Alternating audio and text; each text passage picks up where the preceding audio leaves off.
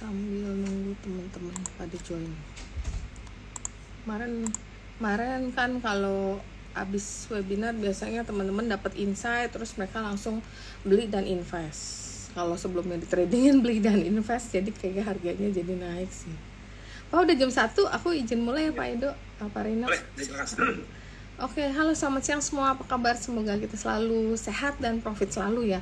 Jadi hari ini kita akan mengadakan webinar edukasi dengan emiten PT Energi Mega Persada TBK atau Energi ENGR yang akan diwakilkan oleh Bapak Herwin Hidayat atau Head of Investor Relations dan Bapak Eduardus Ardianto, Vice President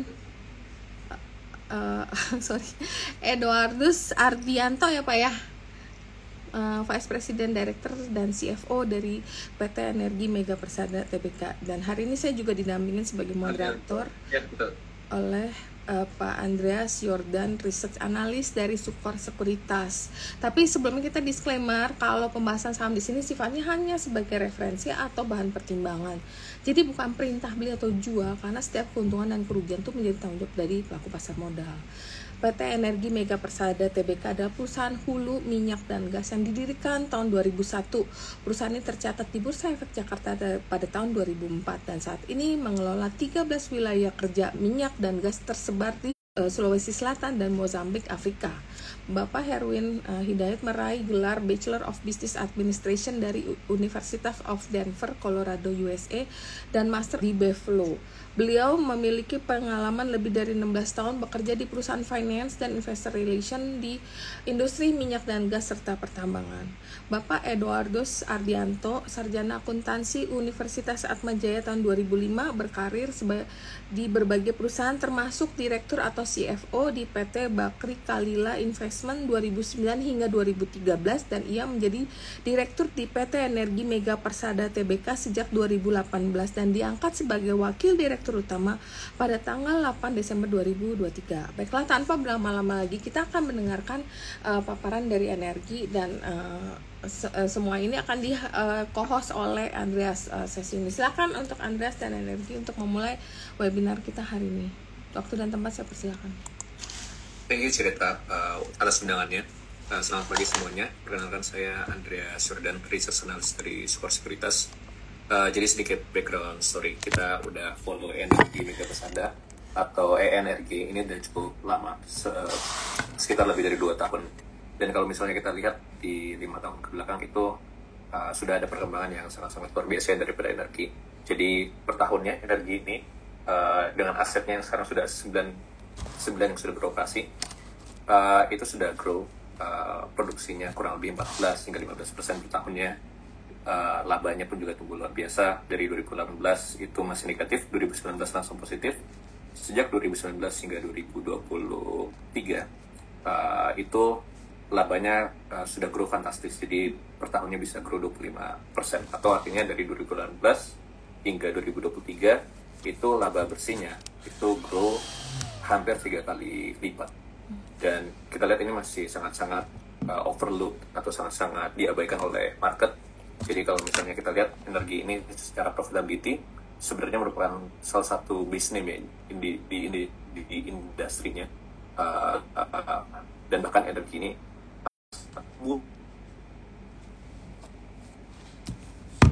satu kali PBV. Kemudian kita lihat juga walaupun profit under leverage atau utangnya masih sangat-sangat sedikit, sangat-sangat minim, bersama dengan juga kalau kita lihat 5 tahun ke belakang bunga daripada pinjaman Energi itu turun dengan angka yang sangat drastis. Jadi kita lihat dengan balance sheet yang masih sangat-sangat under leverage, kemudian juga bunga yang turun sangat-sangat drastis, itu kita lihat 5 tahun ke depan prospek pertumbuhannya itu sangat-sangat bagus, dan bahkan mungkin kemungkinan besar bisa mengalahkan historical recordnya 5 tahun, mana sudah sangat-sangat fantastis di 5 tahun ke belakang. So tanpa berlama-lama lagi, saya persilakan kepada Pak Edo dan juga Pak Reno untuk memaparkan presentasinya. Silakan Pak.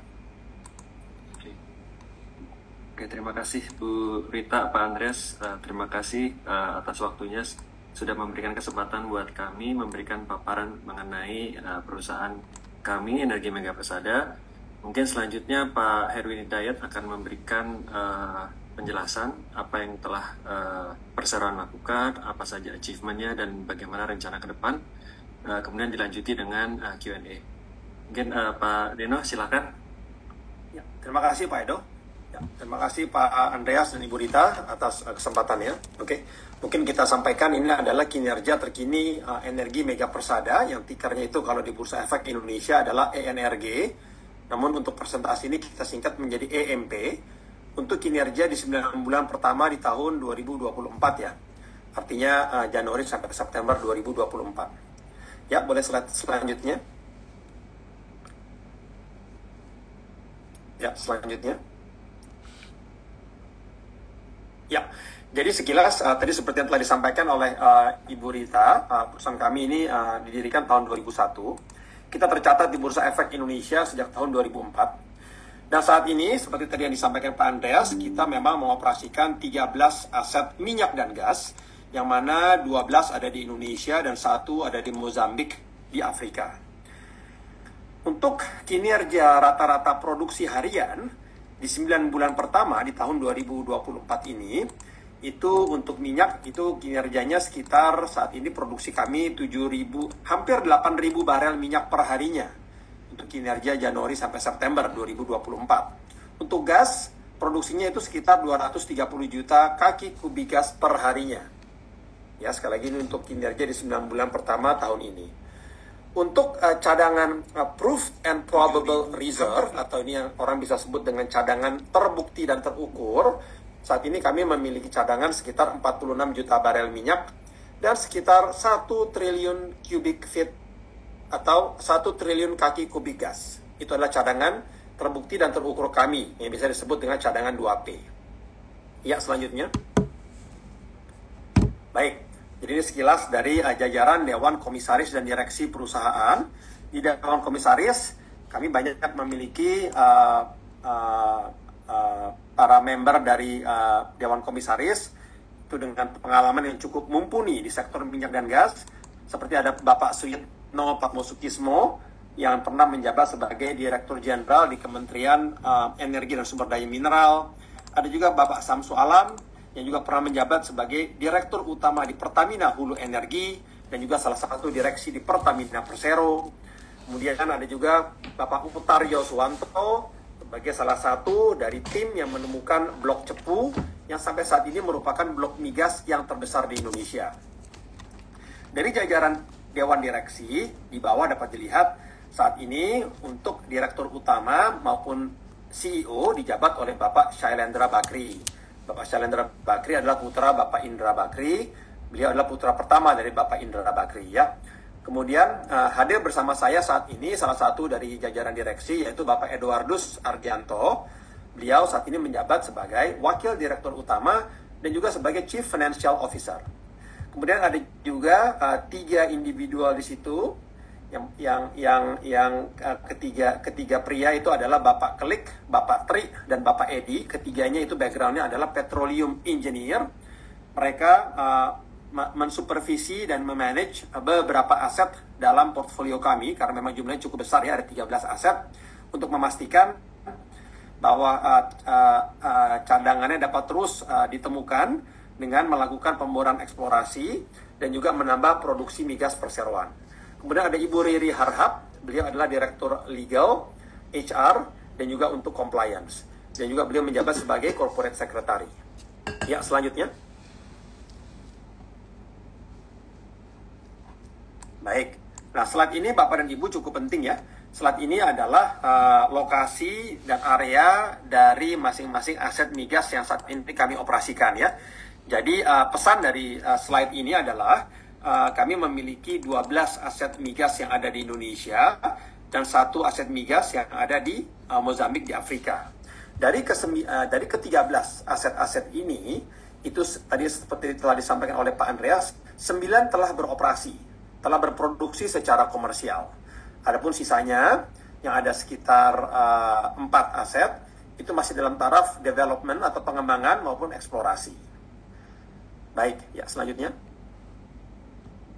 Ya, Kalau tadi slide yang sebelumnya adalah menunjukkan pengoperasian perusahaan atas aset-asetnya di bidang upstream atau di bidang hulu, kemudian di slide ini dapat dilihat adalah aset-aset perseroan di sektor infrastruktur. Jadi ini lebih sebagai sektor pendukung dari aset-aset upstream kami.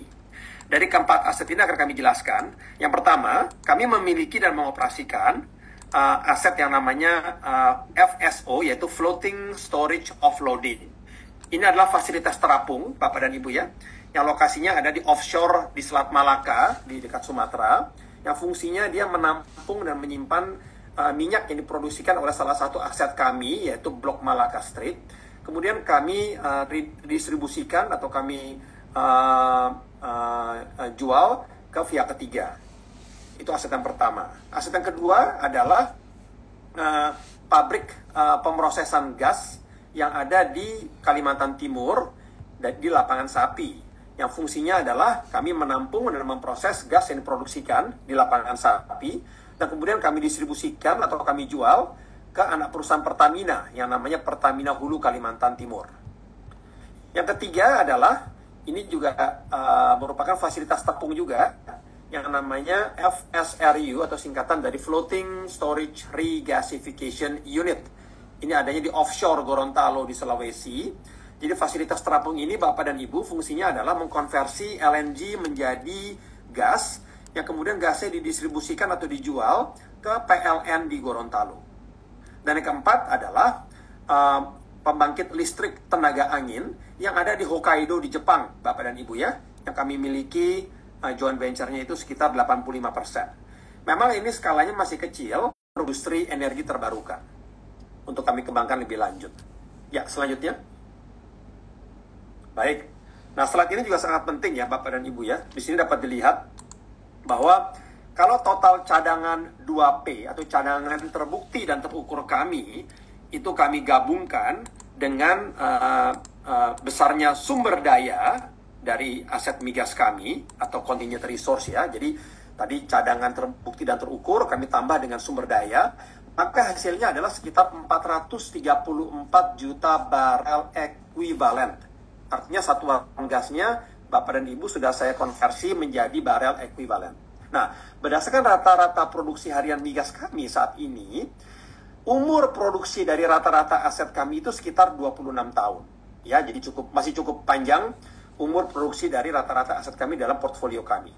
Jadi intinya kami memiliki cadangan yang cukup besar, ditambah dengan sumber daya yang cukup besar, dan umur produksinya masih cukup panjang. Ya, selanjutnya. Baik, nah ini dapat dilihat kinerja produksi minyak dan gas year on year, Bapak dan Ibu ya. Yang pertama di kiri atas itu adalah kinerja produksi minyak. Dapat dilihat year on year mengalami kenaikan dari sebelumnya 6.500 barel per hari menjadi sekitar 8.000 barel per hari di tahun 2024 ini. Ya, ini adalah kinerja untuk 9 bulan pertama di 2024 dibandingkan dengan kinerja 9 bulan pertama di 2023 ya. Baik, untuk kinerja, kenaikan kinerja produksi minyak ini itu disebabkan karena dua faktor. Yang pertama, karena memang secara organik kita mengalami kenaikan produksi minyak dari salah satu blok kami, yaitu Blok Malaka Strait yang ada di Sumatera.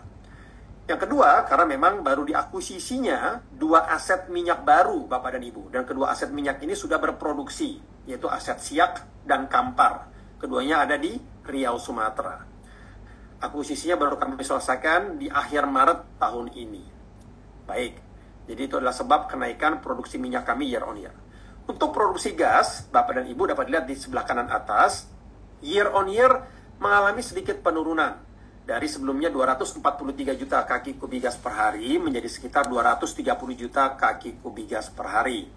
Penurunan ini dikarenakan oleh satu faktor, yaitu adanya penurunan produksi gas secara natural atau yang disebut dengan natural decline dari blok gas Kangen yang ada di Jawa Timur.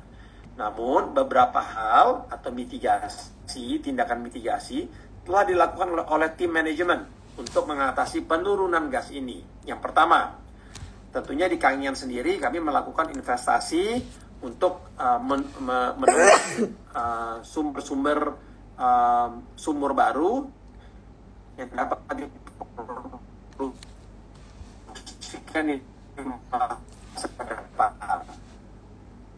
Yang kedua posisi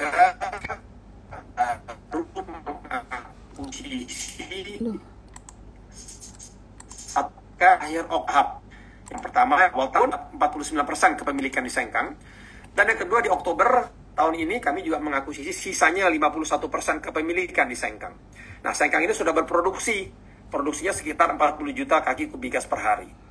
Nah, itu akan lebih dirasa nanti tambahan produksi dari Sengkang di tahun 2025, Bapak dan Ibu. Nah, itu adalah tindakan mitigasi kedua yang dilakukan untuk mengkompensasikan penurunan gas dari Kangean. Mitigasi yang ketiga, Bapak dan Ibu, yang dilakukan adalah tim kami juga sedang bekerja untuk mulai memproduksikan gas dari satu blok kami yang ada di Sumatera Utara, namanya blok gas Gebang.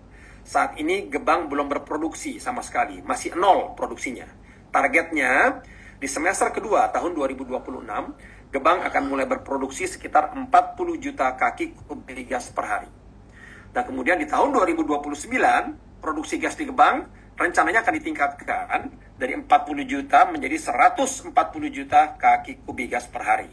Ini adalah game changer, Bapak dan Ibu ya, untuk energi mega persada dari blok Gebang. Jadi ini luar biasa.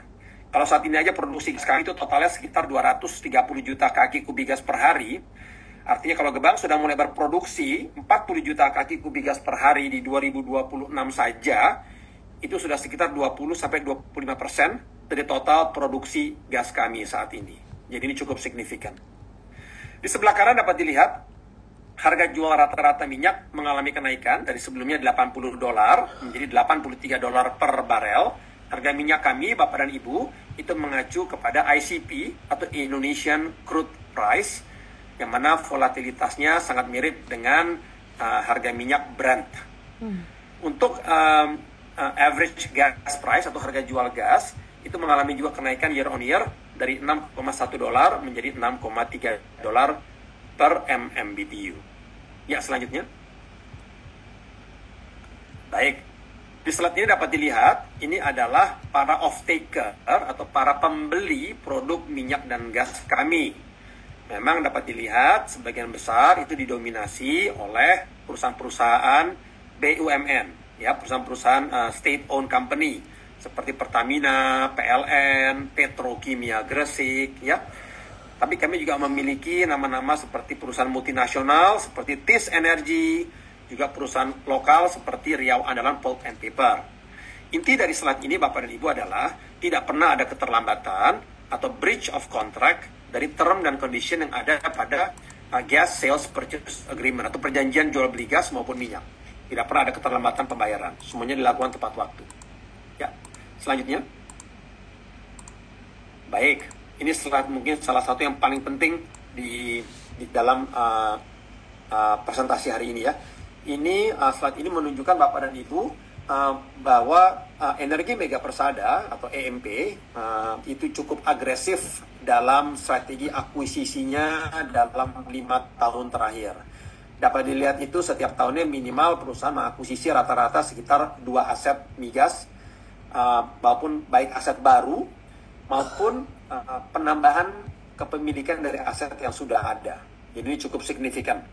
Di tahun 2024 saja dapat dilihat kami mengakuisisi 3 aset baru dan ketiganya sudah berproduksi. Yang pertama, kami mengakuisisi aset minyak siak yang ada di Riau, Sumatera, sekitar 90% kami akuisisi asetnya. Kemudian kita juga mengakuisisi aset minyak Kampar yang ada di Riau, Sumatera, kita akuisisi 90%. Dan siak dan Kampar ini bersama-sama itu produksinya sekitar 2.500 barel minyak per harinya, jadi luar biasa. Dan harga akuisisinya itu pada waktu itu sekitar 22 juta US dollar, ya, untuk siak dan Kampar. Kemudian kami juga mengakuisisi 51% sisa kepemilikan di blok gas Sengkang yang ada di Sulawesi. Sebelumnya kami sudah memiliki 49% kepemilikan di Sengkang. Dengan tambahan akuisisi 51% di bulan Oktober tahun ini, maka kita mengoperasikan 100% kepemilikan di blok gas Sengkang di Sulawesi. Sengkang juga sudah berproduksi, Bapak dan Ibu, itu sekitar 40 juta kaki kubik gas per hari. Nah, nilai akuisisi atas 51% kepemilikan di Sengkang pada saat itu adalah sekitar 35 juta US dollar. Ya, selanjutnya. Jadi artinya bukan tidak mungkin ke depannya Energi Mega Persada juga akan memiliki rencana untuk akuisisi aset-aset baru, terutama aset yang sudah berproduksi. Karena target perusahaan adalah mengakuisisi aset yang sudah berproduksi, dan kalau bisa Energi Mega Persada menjadi operatornya. Artinya asetnya sudah dapat menambah cash flow dari hari pertama sejak selesainya akuisisi. Ya, selanjutnya. Baik. Ya, ini sekitar 2 slide terakhir ya. Jadi di sini adalah kinerja keuangan perusahaan yang terakhir. Dapat dilihat Bapak dan Ibu bahwa pendapatan kami itu year on year mengalami peningkatan sekitar 8%, dari sebelumnya 296 juta dolar menjadi 319 juta dolar. EBITDA juga mengalami peningkatan year on year sekitar 3%, dari 174 juta menjadi 180 juta dolar. Laba bersih meningkat 12% year on year, sebelumnya 45 juta menjadi 51 juta dolar. Dan kenaikan kinerja keuangan top line, kenaikan kinerja produksi minyak kami. Produksi minyak kami mengalami kenaikan year on year sebesar 22%, dari 6.500 barel per hari menjadi hampir 8.000 barel per hari. Dan telah saya sampaikan tadi, kenaikan ini karena yang pertama, kenaikan produksi minyak secara organik dari blok Malakastre yang sudah kami miliki. Dan yang kedua adalah akuisisi aset Siak dan Kampar yang memang aset minyak yang sudah berproduksi di bulan Maret di tahun ini. Alasan yang kedua, kenaikan top line dan bottom line di kinerja keuangan adalah kenaikan harga jual minyak dan gas. Harga jual minyak year on year mengalami kenaikan sebesar 3%, dari 80 dolar menjadi 83 dolar. Harga jual gas juga mengalami peningkatan year on year sebesar 2%, dari 6,1 menjadi 6,3 dolar. Ya, selanjutnya.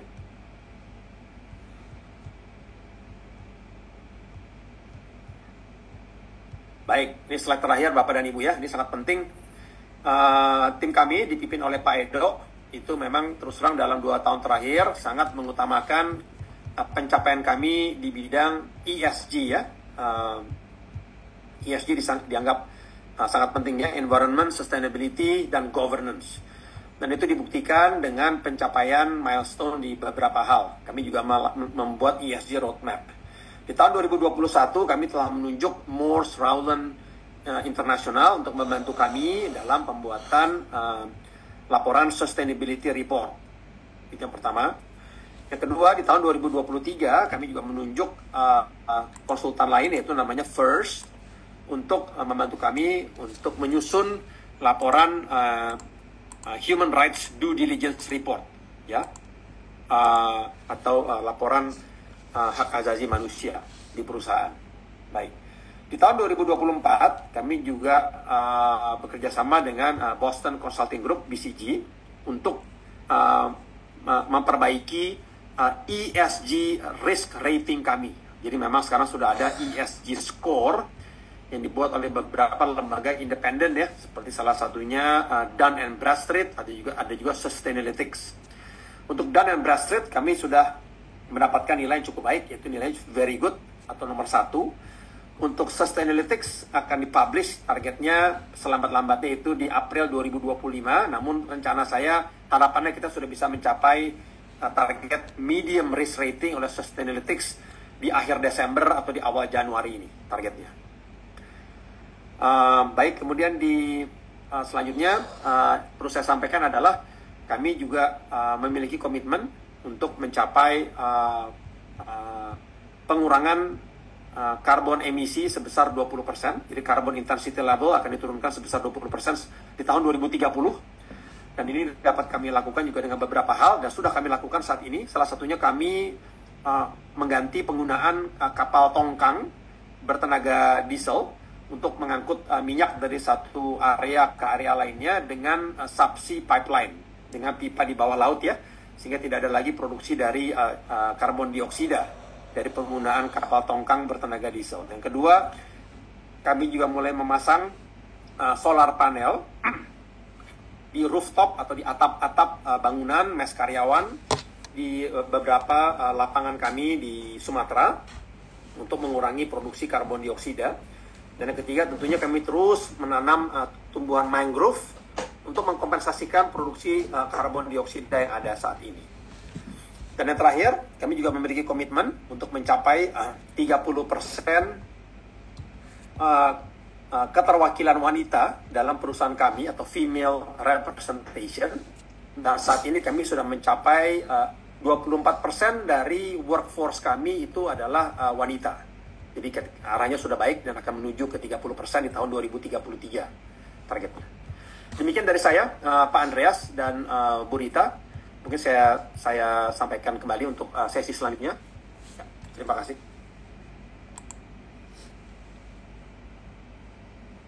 Oke, Pak Reno, terima kasih atas presentasinya. Selanjutnya kita ada sesi tanya jawab ya. Silakan kalau misalnya ada pertanyaan bisa disampaikan kepada kami. Nah, mungkin Pak Reno, saya memulai dengan pertanyaan dari saya sendiri dulu.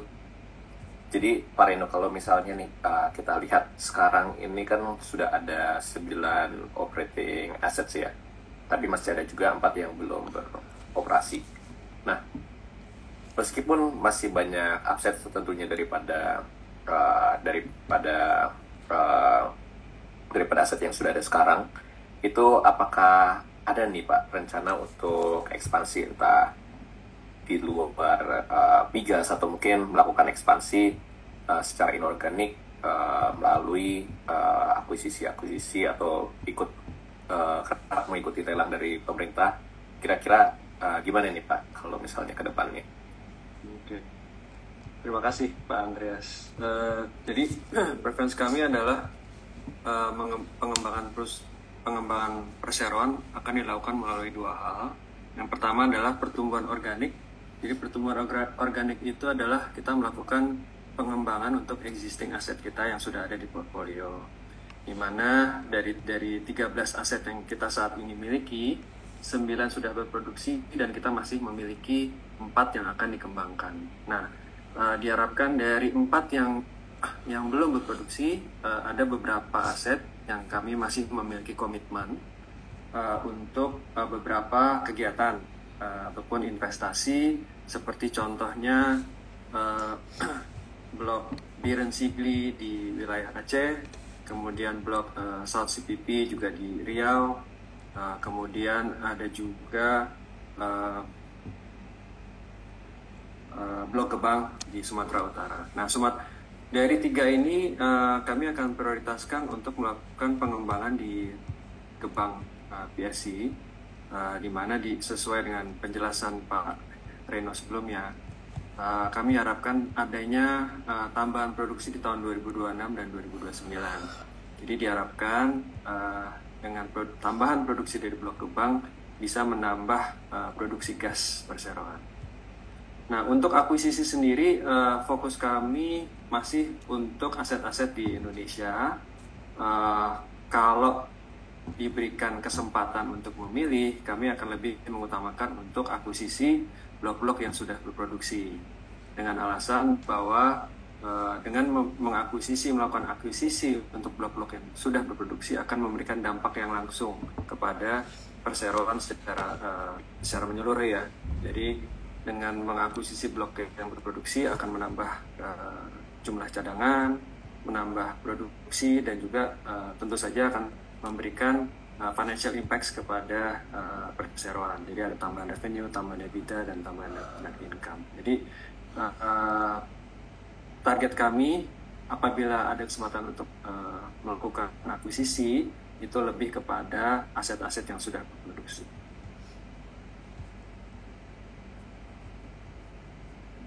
Ya, dan ini dibuktikan Pak Andreas dengan 3 aset yang kami akuisisi di tahun 2024. Siak, Kampar, dan Sengkang. Semuanya sudah Pak Andreas. I see. Ya.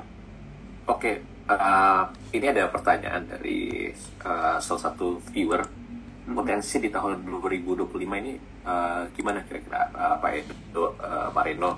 Dan kemudian berapa sih target produksi dan juga penjualan oil and gas untuk totalnya, dan juga kira-kira target profit nih untuk 2025 ini bagaimana Pak? Oke. Untuk beberapa tahun terakhir ini kami berhasil melakukan peningkatan ataupun kenaikan produksi, terutama di produksi minyak ya Pak Andreas. Jadi mungkin kalau trace back dari 7 tahun belakang, dari tahun 2017 sampai saat ini, itu produksi udah kurang lebih ada kenaikan sekitar hampir 20% per tahunnya average ya untuk kenaikan produksi minyak.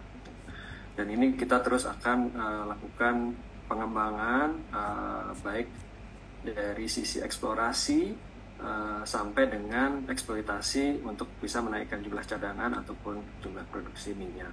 Nah, untuk gasnya sendiri, target utama kita adalah untuk menjaga stabilan produksi gas, terutama karena memang disebabkan adanya natural decline dari Blok Kangyan. Jadi Blok Kangyan sendiri itu adalah salah satu blok gas terbesar yang IMB masih miliki. Dulu peak productionnya sampai mungkin hampir 300 juta kubik per hari, tapi karena memang sudah berproduksi hampir 15 tahun, jadi memang sudah menurun. Per hari ini sekitar 60 juta kubik per hari. Nah, untuk bisa mengkompensate dari penurunan gas tersebut, beberapa aset sudah kita kembangkan, terutama blok-blok yang memproduksikan gas, terutama itu seperti blok Bentu, itu ada di Riau, kemudian blok B itu ada di wilayah Aceh, kemudian blok Sengkang yang terletak di Sulawesi, dan kita juga melakukan tambahan working interest di Sengkang dari sebelumnya 49% menjadi 100%. Jadi diharapkan dari blok-blok gas ini kami akan terus melakukan pengembangan untuk bisa menjaga produksi gas perseroan stabil.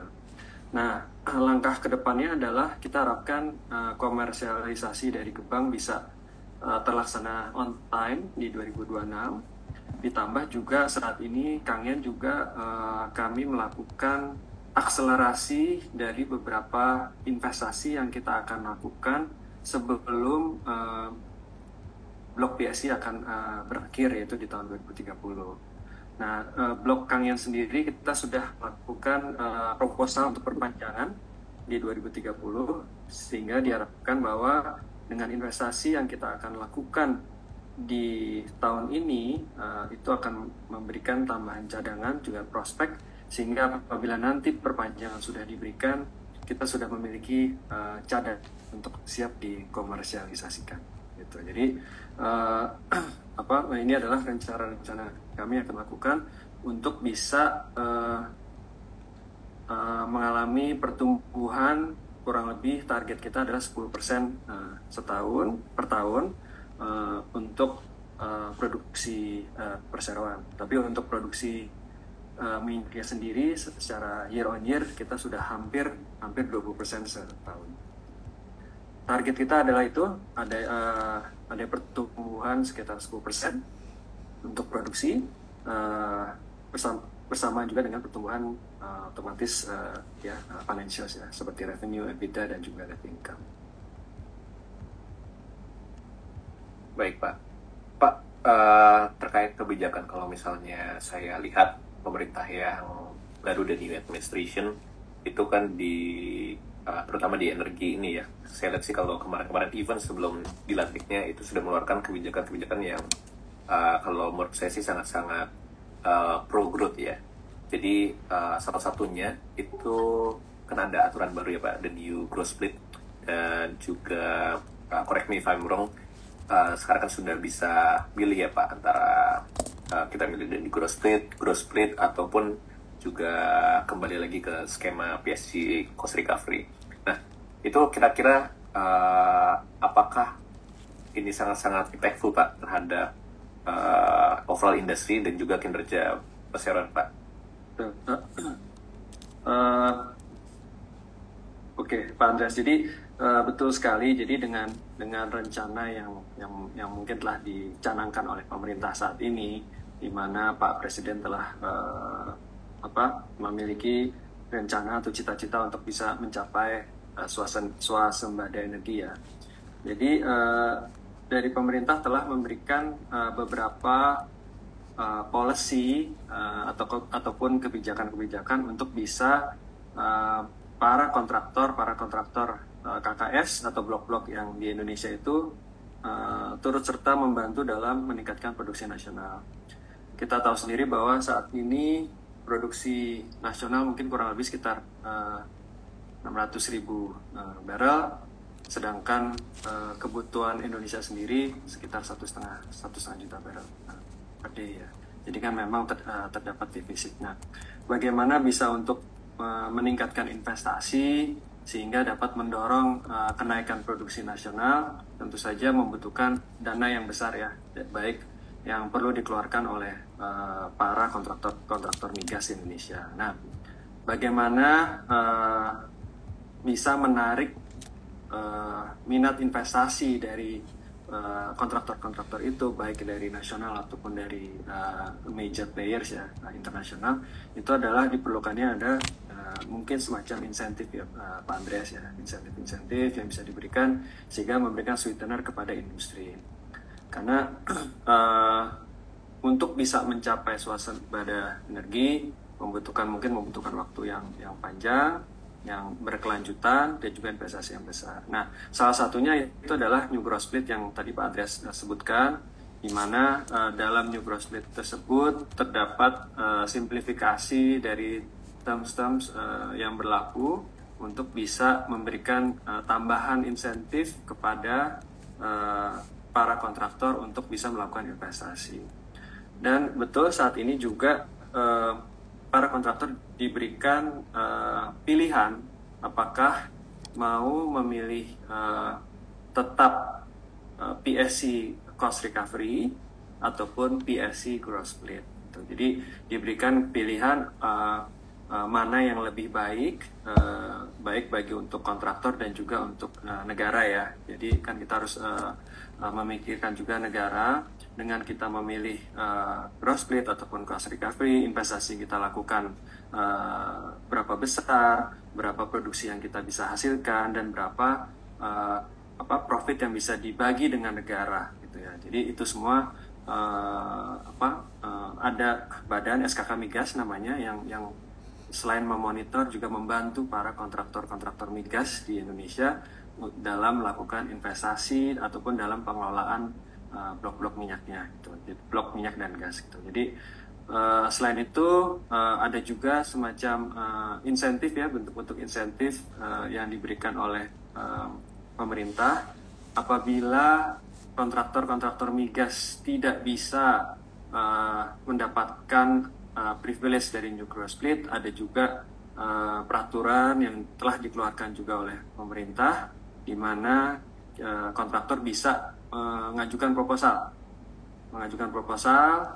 untuk mengharapkan adanya kenaikan insentif ataupun insentif lainnya. Namun tentu saja perlu ada ini ya justifikasi dan juga bentuk diskusi dengan pihak regulator. Apabila insentif diberikan, apa dampaknya kepada produksi dan apa dampaknya kepada negara. Jadi sebenarnya pemerintah sudah memberikan tools ya kepada kontraktor migas untuk bisa membantu untuk meningkatkan produksi nasional. I see. Pak, kalau misalnya selain tadi kan ada New Growth Split dan juga sweetener berupa kebijakan ya Pak. Itu kan kalau misalnya kita lihat kemarin Pak Bahlil ya dari Kementerian SDM itu juga katanya mau melelang ada 5.000 idle well. Nah, ini kira-kira apakah ada potensi Pak dari sini untuk energi bisa mencapai pertumbuhan produksi lagi? Apakah kira-kira idle well yang ditawarkan ini sangat-sangat efektif juga dari segi harga ya, karena katanya mau dilelang dengan valuasi yang menarik nih Pak. Betul. Nah itu Pak Andreas update sekali nih Pak Renani. Nah, jadi itu betul sekali Pak Andreas. Jadi itu adalah salah satu target kita juga, rencana perseroan juga untuk bisa untuk bisa berpartisipasi dalam pengembangan idle fields ataupun idle wells tersebut ya. Namun kalau nggak salah sih bulan Januari sih Pak Andreas, tahun depan ya baru akan di programnya akan dilakukan. I see, selalu looking for opportunity buat grow ya Pak? Selalu Pak, selalu. Harus. Pak, ini kebetulan ada teman saya juga nih, ada titipan dari teman saya pelaku pasar juga dari Baiset. Tadi kan Pak Edo sempat menyebutkan Kang Yan ini dipersiapkan ya Pak ketika nanti diperpanjang kontraknya, gimana caranya supaya reserve-nya itu udah ready nih, jadi tinggal dibor. Nah ini kira-kira Pak, apakah kalau misalnya post 2030, let's say Kang Yan ini diperpanjang, production itu bisa balik nih ke level 63 mmcf. Oke. Targetnya sih lebih Pak Andreas. Bahkan saat ini kita lagi melakukan satu kegiatan eksplorasi di salah satu field di Kang Yan, namanya lapangan PTO. Nah, kita sekarang lagi berjalan nih. Itu diharapkan hasilnya akan keluar di akhir tahun ataupun di awal tahun. Nah, selain itu kami juga akan melakukan investasi dengan tambahan 2 field lagi ya, di Kang Yan. Nah, diharapkan tidak hanya 60 juta kaki kubik, kami harapkan bisa berproduksi hampir kembali seperti sebelumnya sebelum menurun. Jadi dulu tuh Kang Yan lama produksi di sekitar 160 sampai 200 juta kaki kubik ya pelatunya. Nah, dengan kita melakukan pengembangan di 3 wilayah baru di Kang Yan tersebut, diharapkan akan selesai sebelum 2030. Jadi nanti pada saat kita sudah mendapatkan perpanjangan, itu kita sudah bisa mulai berproduksi. Nah, targetnya dari saat sekarang 2024 sampai 2030, kami akan maintain produksi di level sekitar 60 juta kaki kubik. Tapi luar biasa tadi Pak Andreas ya, tadi message dari Pak Edo ya, artinya di tahun 2030 onward, 60 juta kaki kubik gas per hari harapannya bisa kembali ke level di atas 150 juta kaki kubik gas per hari. Ya. Tapi kembali lagi subjek kepada keberhasilan dari eksplorasi ya Pak Andreas. Ya. Oke Pak, kemudian kemarin kan sempat terakhir adalah akuisisi Sengkang ya Pak, nambahin stake, sekarang jadi majority. Nah mungkin boleh dikasih sedikit gambaran nggak Pak, di-elaborate gimana sih transaksinya ini, apakah kemarin dapat valuasi yang bagus mungkin dari profitability ratio seperti IRR dan lain-lain Pak, mungkin boleh kita dikasih gambaran. Oke. Jadi blok Sengkang ini perseroan mengakuisisi 49% itu di tahun 2022. Jadi pada saat kita masuk, produksi produksi Sengkang masih sekitar 30 juta kaki kubik per hari. Kemudian harga jual gasnya juga masih di level $4,5.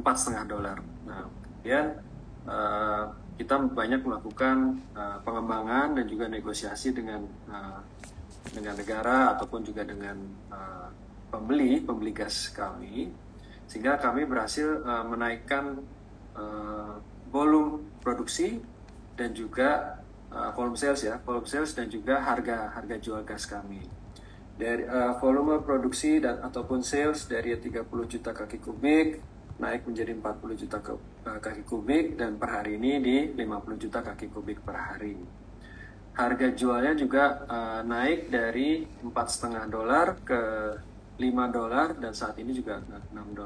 Nah, jadi Sengkang ini di Sulawesi sangat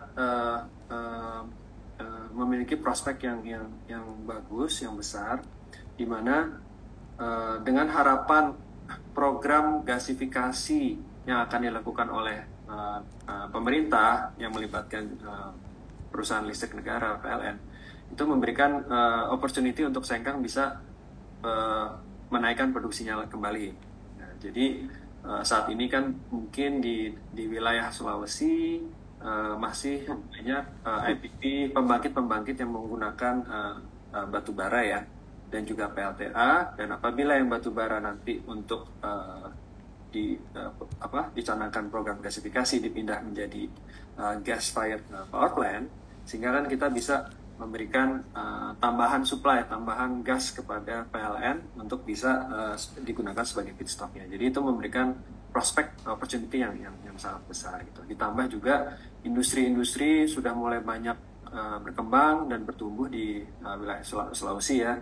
Ada perusahaan nikel dan mineral lainnya, sehingga banyak membutuhkan feedstock gas gitu. Namun memang ada challenge yang harus dihadapi bersama dan menjadi PR bersama adalah infrastruktur di Sulawesi yang mungkin harus lebih diperbaiki ataupun dibuat lebih lebih mudah, sehingga bisa memudahkan para pelaku-pelaku kontraktor migas untuk menyalurkan gasnya langsung kepada para penggunanya gitu. Jadi Sengkang sendiri kita beli kemarin 51% akuisisi di $35 juta netnya ya, di luar pajak dan sebagainya. Itu relatively good price lah for ENP gitu. Jadi di bawah 2 barrel di bawah $2 per 2P reserve kurang lebih ya gitu.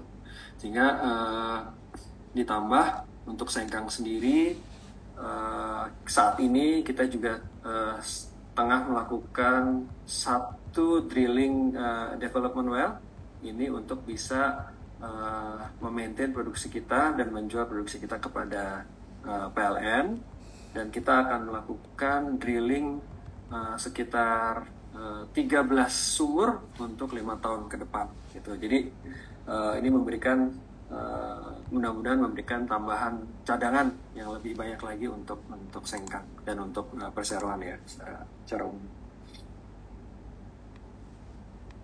Ya, dan tambahan juga Pak Andreas, Sengkang ini cadangan 2P-nya atau cadangan terbukti dan terukurnya 380 miliar kaki bigas. Jadi luar biasa Pak. Jadi kalau tadi harga belinya kita di $35 juta untuk 51%, artinya ya kalau 100% kan sekarang kita udah miliki 100% ya. Terus kita $70 juta ya, nilai akuisisinya $1,1 per barrel ekuivalen Pak.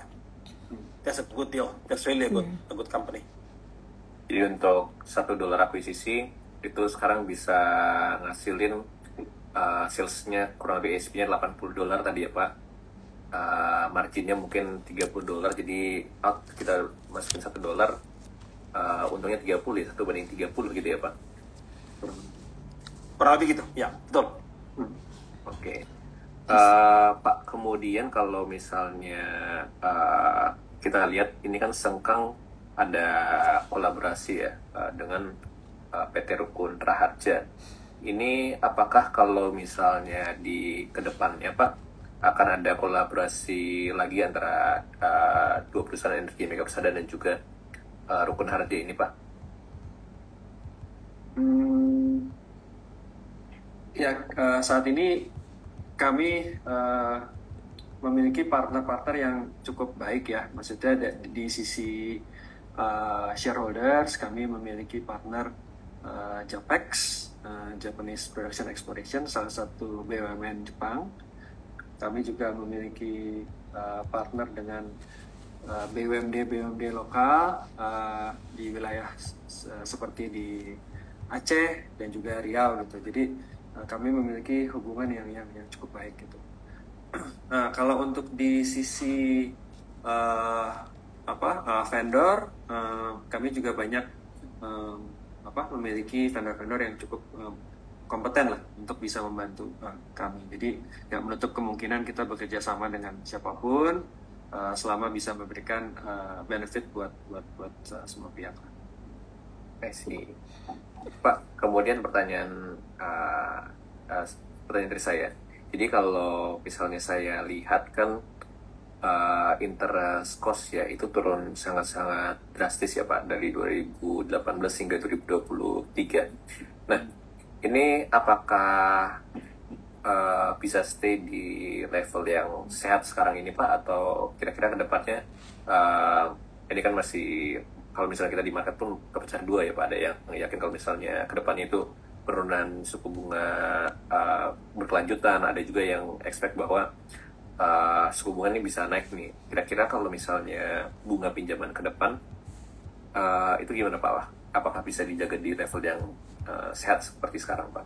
Iya, targetnya sih kita akan menjaga pendanaan yang paling efisien ya Pak Andreas. Jadi mungkin sebelumnya kita banyak mendapatkan pendanaan dari international funds, hedge funds, di mana yang memberikan price bunga tingkat bunga yang cukup mahal, tapi dengan performance dan juga hasil yang kita lakukan per past few years, jadi itu memberikan confidence dan juga kepercayaan dari para pemberi dana seperti international fund, international bank, commercial banks ataupun national banks ya, untuk bisa memberikan pendanaan yang lebih murah gitu. Terutama di tahun 2024 ini kami mendapatkan pendanaan dari Bank Nasional yang memberikan pendanaan yang cukup baik lah gitu. Jadi memang terjadi penurunan tingkat suku bunga dari pendanaan sebelumnya yang kita dapatkan dari commercial banks ke sekarang national banks. Oke Pak, kemudian terkait jadi ada pertanyaan dari partisipan Pak terkait perubahan pengendali energi. Jadi kan ada perubahan dari Bakri Kalila ke Shima Global beberapa waktu yang lalu. Apakah e-energi ini sudah tidak terafiliasi dengan Bakri Group lagi? Oh enggak, tadi saya lihat pertanyaan, mau saya jawab langsung. Jadi Shima Capital itu adalah bagian dari Bakri Kalila, Pak Andreas. Jadi tidak ada perubahan dari Bakri Kalila ke non-grup ke non-entitas lainnya. Jadi Shima Capital adalah bagian dari Bakri Kalila. I see. Kemudian Pak, apakah nih kedepannya ada rencana spin-off untuk usaha energi terbarukan? Kalau misalnya kita lihat kan di market ini sekarang banyak perusahaan-perusahaan yang lagi rame nih melakukan spin-off. Iya, belum sih Pak, belum. Jadi bahkan sebenarnya itu adalah salah satu program diversifikasi portfolio yang kita akan lakukan di kemudian hari, karena dengan era energy transition ya saat ini, dan juga program net zero emission yang akan dilakukan oleh pemerintah, canangan pemerintah di tahun 2060 ke depan, itu kan kita melihat banyak opportunity yang tantangan ataupun peluang yang bisa dihadapi oleh perseroan karena kita memang di industri migas, minyak dan gas bumi. Fokus kami akan tetap di bisnis hulu, bisnis migas untuk eksplorasi dan eksploitasi, tapi tidak menutup kemungkinan untuk kita tetap mengembangkan usaha-usaha bisnis yang masih berhubungan dengan migas. Salah satu contohnya seperti yang tadi mungkin sudah ditampilkan Pak Reno, kami memiliki energy renewables walaupun masih kecil 2 kali 20 kW. Apabila ada opportunity di kemudian hari ya, baik terutama di Indonesia, fokus kami akan tetap di Indonesia dulu, baik geothermal ataupun yang wind power ataupun solar panel ya, itu kita akan lihat lagi, kita lihat peluangnya seperti apa. Ada juga seperti CCS ya, Carbon Capture Storage, di mana perseroan ini kita memiliki dua aset yang memiliki storage yang cukup besar untuk bisa digunakan dalam proyek CCS ini. Sehingga terutama untuk dari partner kami ini, JAPEX itu sangat tertarik sekali untuk mengembangkan CCS Indonesia, karena mereka sendiri sudah mengembangkan proyek CCS di Jepang. Jadi mereka sudah berkomunikasi dengan kita untuk bisa melihat potensi-potensi CCS di kemudian hari. Namun CCS project ini kan memang membutuhkan banyak investasi yang cukup besar, sehingga kami pasti akan membutuhkan partner sebesar terutama JAPEX. Nah, ditambah juga regulasi CCS di Indonesia kan juga belum komplit ya. Sudah ada, tapi mungkin masih perlu direvisi dan diperkuat lagi, terutama mungkin dari aspek komersialnya juga gitu ya. Nah, jadi harapannya bisa ke sana, Pak Andreas, baik dari renewables ataupun CCS ya. Nah, kedepannya ini akan menjadi potensi bisnis ataupun usaha portfolio yang ada di portfolio perseroan INP. Oke Pak, kemudian ada pertanyaan lagi dari partisipan. Kira-kira Pak untuk schedule blok bentuk gimana nih Pak? Kapan komersialisasi, produksi gasnya bisa, produksi gas ataupun minyaknya itu bisa, berapa target produksinya? Bentuk ya? Iya Pak, bentuk. Bentuk sudah produksi, jadi bentuk itu kita sudah berproduksi sejak tahun 2011-2012. Jadi dulu produksi di tahun 2017 produksi sekitar 30 juta kaki kubik per hari. Kemudian kita mengembangkan bentuk tahap kedua di tahun 2017-2018 dan kita menaikkan produksi menjadi 80 juta kaki kubik per hari. Nah, saat ini kita akan menjaga produksi bentuk di sekitar 80-90 juta kaki kubik per hari, namun kapasitasnya sendiri sebenarnya bisa sampai 120 juta kaki kubik per hari. Namun karena memang kita sudah contracted dengan PLN, Pertamina dan juga RAPP, jadi disesuaikan dengan kebutuhan dari masing-masing buyer tersebut, dan kita akan menjaga produksi di level sekitar 80-90 juta kaki kubik per hari. Dan di awal tahun kemarin bentuk kami telah melakukan satu eksplorasi namanya blok CEN, dan sudah ada discovery tambahan sekitar 120 BCF ya, 120 BCF, dan kita akan melakukan satu eksplorasi well lagi di akhir tahun atau selamat-lambatnya di awal tahun. Nah, itu mudah-mudahan juga diharapkan sukses juga gitu ya. Jadi Bentu saat ini merupakan aset dalam portfolio kami dengan produksi tertinggi, Pak Andreas. Baik dalam minyak maupun gas, kalau kita konversi menjadi barrel ekuivalen pun Bentu yang paling tinggi produksinya. I see. Kemudian Pak, ada pertanyaan selanjutnya. Kalau misalnya blok Buzi Mozambik itu gimana Pak? Apakah sudah berproduksi? Mungkin ada schedule-nya Pak? Oke. Jadi blok Buzi ini kami telah menyelesaikan dua sumber eksplorasi dan sudah berhasil. Namun memang hasilnya adalah tidak sebesar yang kita harapkan, namun masih cukup komersial, cukup bisa dilanjutkan untuk komersialisasi.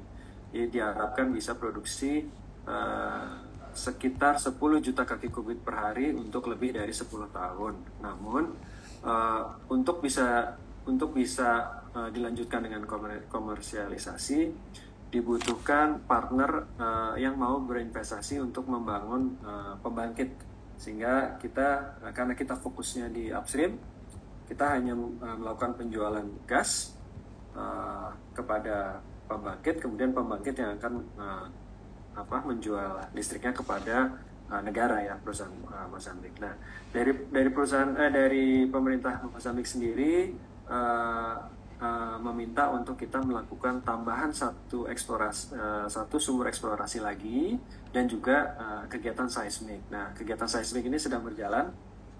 Kita harapkan di Q2 akan selesai, dan kita akan melakukan drilling lagi apabila diperlukan, itu setelah hasil seismik keluar. Nah, untuk Mozambik sendiri memang belum menjadi prioritas utama dari perseroan, karena untuk bisa mengembangkan blok Mozambik secara menyeluruh, karena menurut studi terdapat potensi resources hampir sekitar 8 TCF. Nah, untuk bisa mengembangkan blok Mozambik secara keseluruhan membutuhkan partner, karena saat ini kontraktor-kontraktor migas yang berada di Afrika, terutama juga di Mozambik, itu rata-rata adalah international major players ya. Jadi emang perusahaan-perusahaan besar gitu. Jadi untuk kita bisa mengembangkan Buzi secara menyeluruh, kita harus membutuhkan partner, karena untuk bisa mengembangkan blok sebesar itu membutuhkan dana yang sangat besar gitu. Jadi prioritas kami adalah tetap untuk mengembangkan 12 aset yang ada di Indonesia, terutama blok-blok yang memang belum produksi, dan juga untuk memaintain produksi dari yang existing producing assets. Oke Pak. Nah ini ada pertanyaan yang sangat menarik nih Pak. Even cash flow kan Pak sudah sangat baik ya, debt pun juga sangat-sangat manageable. Apakah ada plan Pak untuk rewarding shareholder? Iya, tentu saja ada, tapi namun karena saat ini salah satu fokus manajemen adalah untuk mengembalikan retain loss ya, akumulasi retain loss nih. Saat ini retain loss kita masih akumulasinya hampir $400 juta, sehingga apabila kita dapat memaintain net profit saat ini, diharapkan dalam mungkin 5 to 6 years ya Pak Reno ya, kita akan mendapatkan saldo laba yang positif gitu ya. Jadi mudah-mudahan apabila kita bisa memaintain kinerja perseroan dan memberikan kontribusi net income yang positif terus, ya kami harapkan bisa segera memiliki saldo laba yang positif dan bisa memberikan dividen kepada para pemegang saham. Dan ini terlihat sekali Pak Andreas, terlihat ini kan Pak Edo dan timnya nih mulai aktif sejak 2017 ke sini ya. Itu sejak beliau masuk itu memang saya lihat banyak dilakukan refinancing atas tadi ya, pinjaman-pinjaman yang mahal biayanya, kemudian banyak dilakukan efisiensi dari biaya-biaya operasional, juga akuisisi atas aset-aset yang sudah produksi, jadi juga cash flow-nya baik. Nah ini kalau Bapak lihat, sebenarnya ini kan Pak Edo juga kita sebenarnya mau segera bagi dividen, tapi ini kan terbentur dengan tadi Undang-Undang PT nomor 40 tahun 2007, karena memang tidak boleh bagi dividen kalau return earnings-nya masih defisit. Tapi kalau Pak Andreas lihat, sejak 2018 itu return earnings-nya yang defisit semakin lama semakin kecil, karena memang tergerus oleh net profit yang setiap tahunnya bertambah. Jadi tidak hanya membukukan net profit, tapi net profit selalu bertambah setiap tahunnya. Nah tadi seperti yang Pak Edo sampaikan, saya juga udah ada hitung-hitungan kasar, targetnya ya dalam 4-6 tahun lah, mungkin kita udah bisa bagi dividen, karena artinya return earnings-nya sudah mulai surplus tuh, sudah break even lah. I see. Jadi mungkin kalau misalnya bisa saya tarik kesimpulan, fokusnya adalah memperbesar earnings dan cash flow dulu ya Pak, sehingga nanti kalaupun sudah positif di 4 atau 5 tahun lagi, tentunya nanti bisa yang dibagikan justru malah lebih besar ya Pak, karena semuanya direinvestasikan Pak. Kemudian Pak, kalau misalnya saya lihat selama mungkin 5-10 tahun kebelakang ya, itu kan hampir seluruh daripada project-project energi ini itu di-financing menggunakan kombinasi dari debt maupun juga yang hebatnya adalah free cash flow tadi ya Pak, free cash flow operation-nya sangat-sangat besar, sehingga bisa financing akuisisi per tahunnya bisa mungkin kalau misalnya saya tarik on average-nya bisa 2 aset ya Pak di akuisisi. Nah, even sekarang kalau misalnya kita lihat kan harga minyaknya kan juga udah berbeda ya Pak dari 5 tahun ke belakang. Ini apakah masih bisa terus begini Pak? Apakah valuasinya masih menarik ataukah nanti perlu melakukan corporate action untuk melakukan akuisisi, atau memang tetap akan cukup nih dari operation, dari cash flow untuk membiayai perkembangan daripada energi? Iya, tentu saja kita harapkan bahwa dengan perseroan melakukan banyak akuisisi, kemudian akselerasi untuk pengembangan sehingga menaikkan produksi itu kan tujuannya adalah kita ingin memiliki suatu perusahaan yang berkelanjutan dan dapat turut membantu pemerintah dalam menaikkan produksi nasional dan juga untuk arahnya ke swasembada energi gitu ya. Dan kita lihat bahwa untuk 7 tahun terakhir ini EMP telah melakukan banyak akuisisi ini untuk bisa menaikkan cadangan yang mungkin tahun 2017 itu kurang lebih 2P2C-nya di bawah 150 juta ya. Per hari ini kan kita sudah hampir 450 juta barrel of oil equivalent, sehingga telah terjadi kenaikan hampir 3 kali lipat dalam 7 tahun terakhir ini. Nah, jadi ini adalah bentuk keberhasilan dari perseroan untuk meningkatkan cadangan dan untuk bisa menjaga kestabilan produksi dan juga menghasilkan kinerja keuangan yang lebih baik terus setiap tahunnya ya gitu. Jadi dan kami juga percaya bahwa saat ini harga pasar saham kan juga belum memberikan suatu penilaian yang fair lah gitu ya. Jadi kami harapkan bahwa dengan perseroan manajemen melakukan kegiatan yang menghasilkan yang positif, net income positif, revenue naik terus, produksi naik terus, sehingga bisa memberikan kepercayaan lah kepada market untuk bisa memberikan respon yang positif dengan melakukan investasi di saham EMP dan sebagainya gitu ya. Jadi kita harapkan mudah-mudahan sih valuasi EMP bisa lebih baik lagi ya Pak Reno ya. Ya, setuju Pak Yu. Benar-benar kita harapkan ini semua kinerja manajemen dalam 2-3 tahun terakhir dan ke depannya dapat refleksi nih di harga sahamnya ke depannya. Amin. Ya. Amin. Oh, ini menarik nih pertanyaannya Pak Andreas nih. Ya, ada pertanyaan lagi nih Pak. Apakah ada rencana nih untuk masuk ke amonia, kemudian katalis sektor migas apa Pak yang jadi tentunya booster ya untuk kedepannya? Oh, oke. Kalau untuk masuk ke amonia sih belum ada rencana. Saat ini yang fokus kami tetap pada upstream, namun kami tetap melihat opportunity, peluang-peluang yang ada untuk renewables dan juga untuk CCS projects. Targetnya sih sementara itu dulu Pak Andreas. Kita belum ada rencana untuk masuk ke bisnis amonia. Kemudian Pak, mungkin kira-kira misalnya menurut Pak Edo dan Pak Reno, apakah ada katalis Pak dalam medium short term untuk industri migas as a whole? Pak Reno, mungkin ada yang mau disampaikan? Iya, jadi memang menarik ke depannya nih yang kita mau sampaikan adalah yang untuk short term katalis Bapak dan Ibu ya.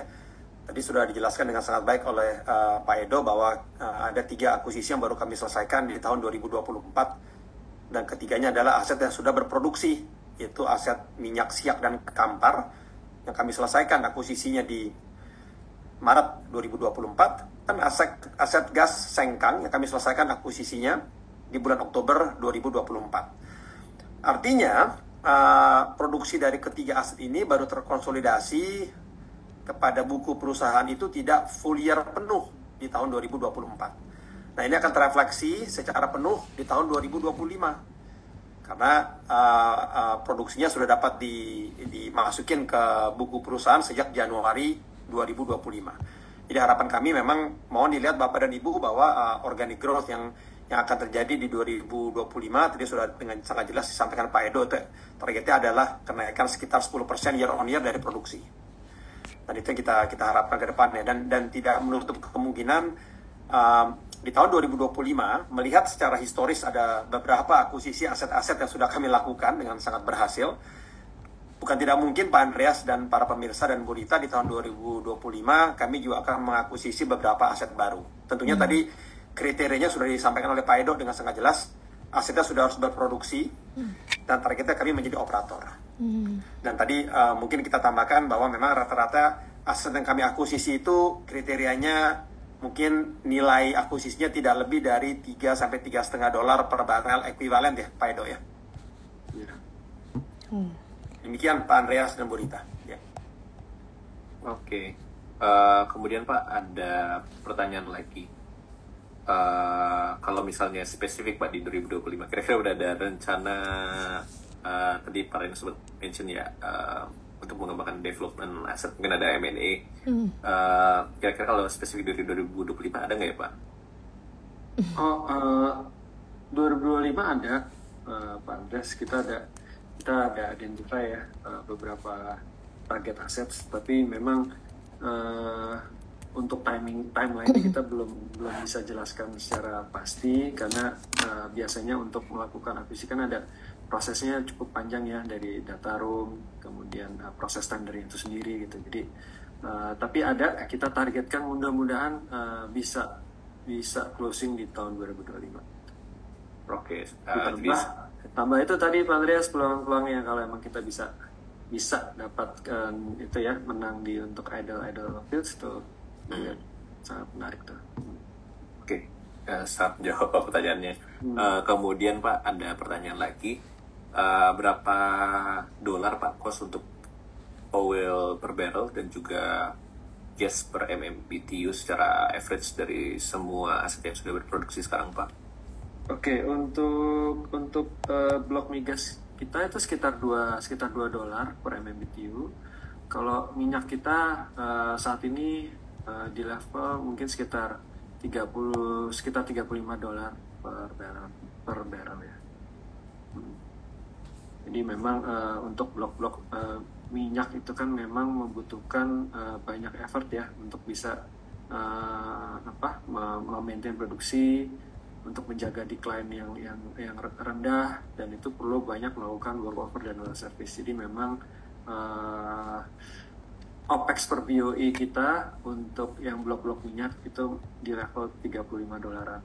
Ini cukup ya, cukup fair lah, masih fair lah. Oke, kemudian Pak ada pertanyaan lagi. Kira-kira butuh berapa persen dan jangka waktu berapa tahun agar pemegang saham bukan hanya manajemen yang bisa menikmati keuntungan dari dividen? Oh, ini mungkin maksudnya butuh berapa persen growth dan hingga tahun berapa gitu ya Pak, kalau dengan growth sekian untuk bisa membagikan dividen gitu kelihatannya Pak. Ya itu tadi kan kita jelaskan ya Pak Edo ya, dengan kira-kira penambahan produksi sekitar mungkin 10% year on year Pak Andreas. Targetnya mungkin dalam 5-6 tahun ke depan ya Pak Edo ya, kita bisa mencapai break even dan bisa mulai membagikan dividen. Sebenarnya pembagian dividen tuh kalau profit sih kita sudah mulai profit ya, sejak event 2018-2019 sudah mulai profit dan terus bertambah profitnya. Namun yang mencegah kami dari membagi dividen adalah tadi Undang-Undang PT nomor 40 tahun 2007 yang baru membolehkan perusahaan membagikan dividen apabila return earnings-nya sudah surplus.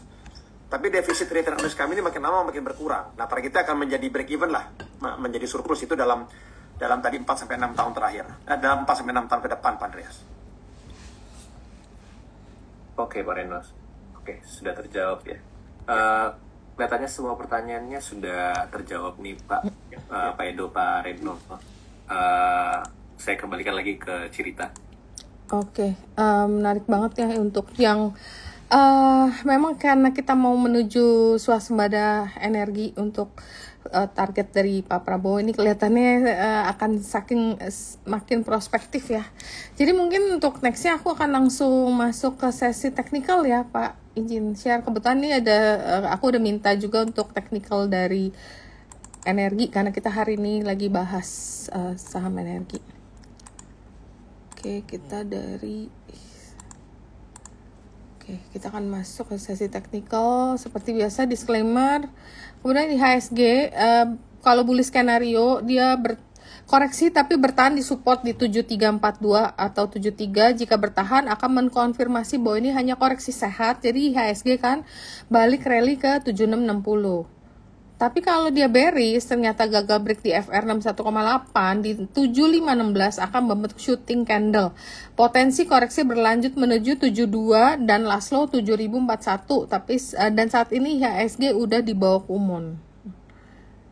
Dan untuk rotasi sektor yang weekly-nya, yang improving nggak ada, yang leading ini ada basic, non-cyclical, industry, finance, health, trans, dan properti dan teknologi. Kemudian yang turun ke weakening ada ADX energi, ADX cyclical. Dan yang ada di lagging ada di infra. ADX infra. Kalau yang untuk daily-nya sama, improving-nya nggak ada. Ada di leading, ada ADX health, infra, dan kemudian leading-nya yang turun, dari leading turun ke weakening kayak kehilangan momentum tuh ADX tech. Industri juga ada di weakening, energi juga ada di weakening, non-cyclical, ADX cyclical dan finance juga ada di weakening. Yang lainnya ada ADX prop, basic, ADX trend, dan non-cyclical. Kalau finance yang weekly, yang ada di improving ada BAN, ada bank, ada baca. Ini kelihatan banyak bank-bank digital ya, PNBS. Kemudian yang leading ada Peninbank, BGTG, PNIN, BRIS. Yang kehilangan momentum ada Saratoga, Penin Life, BNLI, BBLD. Yang lagging ini ada BTPS, BBRI, Tugu, BBKP, Bank BBHI, dan ini bank-bank lain ya. Kemudian yang basic, yang weekly ada SMCB, ada SMGR. Yang naik ini ada BRMS nih, leading walaupun agak sedikit kehilangan momentum, tapi masih di leading, masih cukup bagus. Ada DKFT, ada TINS, PSAB yang turun nih kelihatannya mulai kehilangan momentum juga. Antam. Dan yang ada di weakening ada ESA, ADMG, WSBP, Weton, SMBR. Yang di lagging ada Aman, Tekim, MBMA, MDKA, BRPT, TPIA. Nah, untuk sahamnya yang menarik untuk kita pantau minggu depan, energi itu koreksi tapi dia bertahan di support up channel di 244. Dan dia break class high di 258. Jadi energi itu berpotensi kembali rally menuju 292 dan resisten up channel di 350. Indikator MACD sudah membentuk golden cross. Jadi ini udah membentuk golden cross. Energi bisa dilakukan pembelian di 252 hingga 238, target 1270, target 2292 dan stop lossnya ada di 234. MACD positif, parabolic area tapi masih negatif. Kemudian ada bumi itu koreksi tapi dengan volume yang relatif kecil. Dan jika bisa break resistance 150, maka bumi itu berpotensi kembali rally menuju 169. Minervini trend score-nya ada di 7 dari 8. Dan biasa kalau udah 8 itu biasanya udah rally-nya naik terus tuh. Dan secara teknikal, bumi rekomendasi teknikalnya adalah buy area bisa dilakukan di 147 hingga di 139, target 1 155, target 2 169, stop loss 137. Kemudian ini ada SSIA, dia koreksi tapi bertahan di support FR 61,8 di 1005. Bertahan di level tersebut, maka SSIA berpotensi rebound menuju target 1060 atau 1140. Parabolic SAR menunjukkan SSIA masih uptrend. Rekomendasi technical buy area 1040 hingga 980, target 1060, target 2 1140, stop loss 965. Kemudian ada Pani ini koreksi tapi bertahan di support yang sebelumnya menjadi resisten yaitu di 18800 dan potensi rally lanjutan. PANI akan menuju target rounding bottom pattern di 26.800 nih, jauh juga ya. Miner finish score-nya udah perfect 8 daripada 8, dan PANI rekomendasi technical adalah buy area di 19.000 hingga 18.200, target 1 19.650, target 2 20.500, stop loss-nya 18.000. MACD dia juga udah positif. Kemudian ada Raja ini koreksi tapi dengan volume yang relatif kecil dan bertahan di sekitar support 2790. Potensi rally lanjutan untuk Raja akan menuju target rounding bottom pattern di 3870. Miner Fini trend score-nya juga 8 dari 8, ini juga udah perfect banget. Biasa kalau kayak gini udah kita tinggal diemin aja deh biasanya ya. Kemudian untuk technical rekomendasi buy di 2850 hingga 27, target 1 2970, target 23050, stop loss-nya 2650. Kemudian ada hoki yang terakhir, hoki sideways tapi dia bertahan di atas FR 38,2 di 119. Jika hoki break resistance di 133 akan membuka potensi rally menuju target inverted head and shoulder di 189. Rekomendasi teknikal ada buy di 127 hingga 120, target 1 133, target 2 138, stop loss-nya 118. Oke, mungkin itu yang bisa saya sampaikan untuk technical minggu depan. Terus mungkin ada tambahan dari Pak Edo atau Pak Reno. Kalau nggak ada, mungkin kalau nggak ada pertanyaan lagi. Oh, mungkin Andreas, aku butuh sedikit insight deh mengenai report kamu yang terakhir. Mungkin bisa disamperin juga buat teman-teman semua. Oke sih, boleh. Mungkin aku share screen aja ya, Nak. Iya.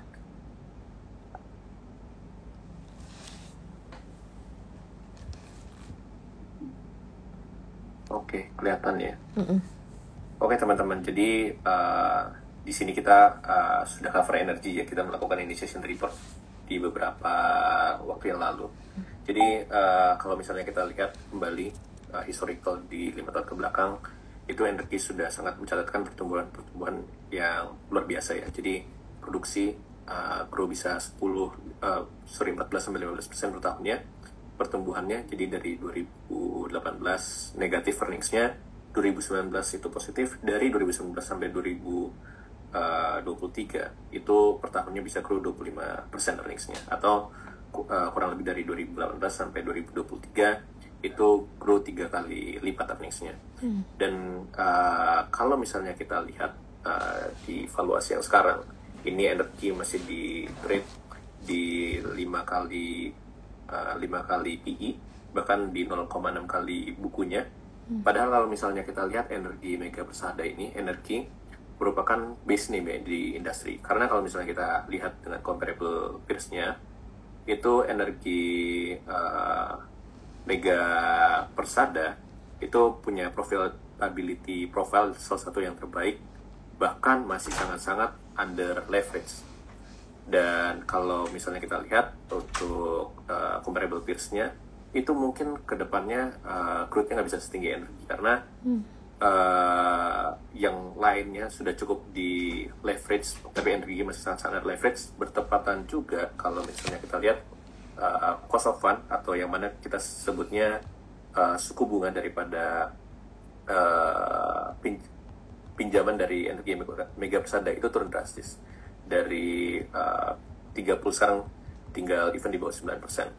Dan ditambah lagi tentunya kalau misalnya seperti yang sudah disampaikan juga oleh Energi Mega Persada, bahwa kebijakan pemerintah yang sekarang sangat pro growth, ada kemungkinan tentunya kemungkinan untuk financingnya bisa semakin murah lagi dengan kombinasi antara balance sheet yang sangat-sangat bagus plus kemungkinan untuk margin expansion dari bunga yang biaya bunga yang mungkin akan menurun ke depannya. Kita ekspektasikan bahwa 5 tahun ke depan seharusnya prospek energi sangat-sangat bagus, earnings bisa tumbuh, bahkan mengalahkan historical 5 tahunnya yang sangat-sangat fantastis.